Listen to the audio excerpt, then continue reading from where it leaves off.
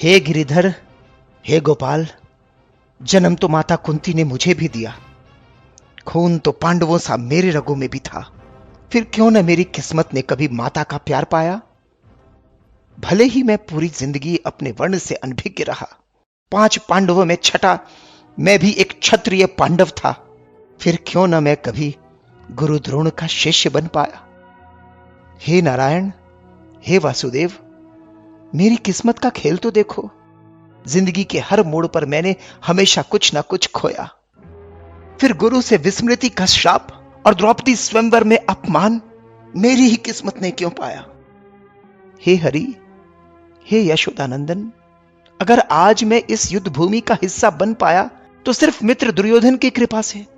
फिर पांडवों के विरुद्ध लड़ते देख क्यों दुनिया ने मुझे गलत पाया। हे अंगराज कर्ण, जीवन जीने का अधिकार तो मेरा भी था। फिर क्यों मेरे जन्म से पहले ही मृत्यु मेरा इंतजार कर रही थी। माता पिता के प्यार पर हक तो मेरा भी था। फिर क्यों उनके कोमल स्पर्श से पहले ही मेरे भाग्य में मेरे ही मामा की कठोरता थी। निरापद बचपन गुजारने का अधिकार मेरा भी था अंगराज। फिर क्यों मेरे बाल्यावस्था में ही मुझे अपनी जिंदगी दांव पर लगानी पड़ी।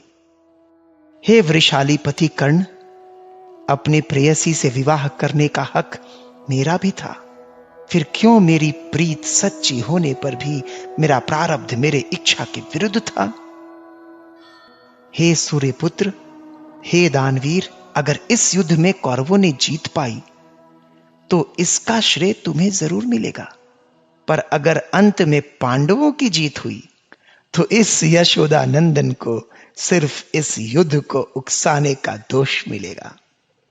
हे श्रेष्ठ योद्धा, इस दुनिया में ऐसा कोई व्यक्ति नहीं जिसके जीवन में कठिनाइयों से भरी चुनौतियां नहीं। जिंदगी ने हमारे साथ कितना अनुचित किया, कितना अपमान किया, यह महत्वपूर्ण नहीं।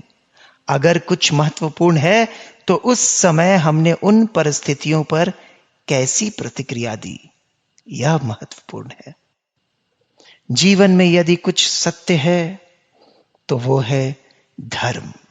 जिंदगी भले जितनी भी कठोर हो, हमें हमेशा धर्म पर ही चलना चाहिए। हमेशा धर्म पर ही चलना चाहिए।